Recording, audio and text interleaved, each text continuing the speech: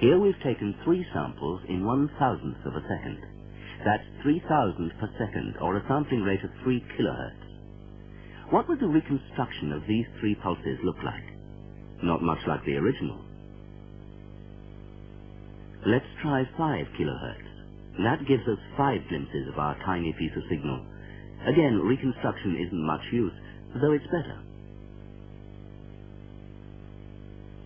With 8 samples, things look very promising. In fact, there is no point at all in sampling more rapidly, at least with telephone quality speech, which contains no signals higher than 4 kilohertz. It's a very important principle in communications engineering that to work properly, sampling must take place at a rate of at least double the highest frequency present in the signal.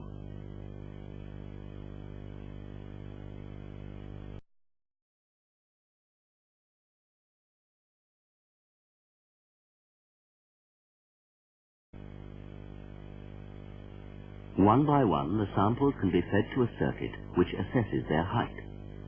Let's suppose we have a simple circuit which can give each pulse's height and number from 0 to 7, 8 steps altogether.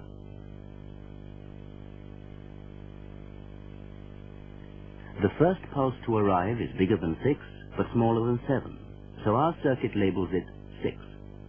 The next one just reaches the level of 5, so it is labeled 5. The next one is bigger than 4, but smaller than 5, so our circuit labels it 4. Eventually, our 8 samples become a string of 8 numbers, and now the coding can come in.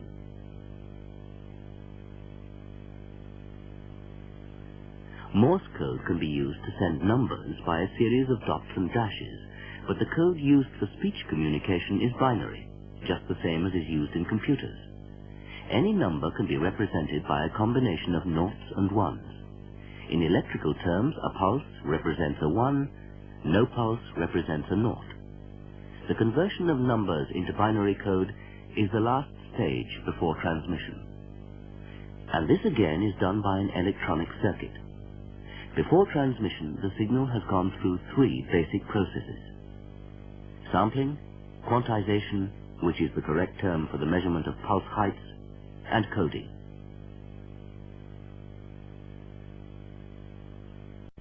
The system looks like this. This method of speech communication is known as pulse code modulation, PCM.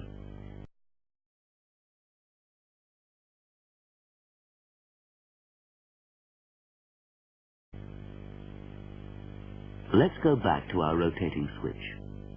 Once we've established that we need only send samples of a signal, what can we do with the gaps between the samples? Why not send samples of other signals? Look at 2 signals, red and green, being sampled alternately. The samples can be transmitted along the line in succession without interfering with each other. Likewise, coded samples, the basic binary digits of PCM, can be interleaved in this way and decoded into the original samples. This method of transmission is called time division multiplexing and is an important principle in the electronic exchanges which are used to switch pulse-coded messages.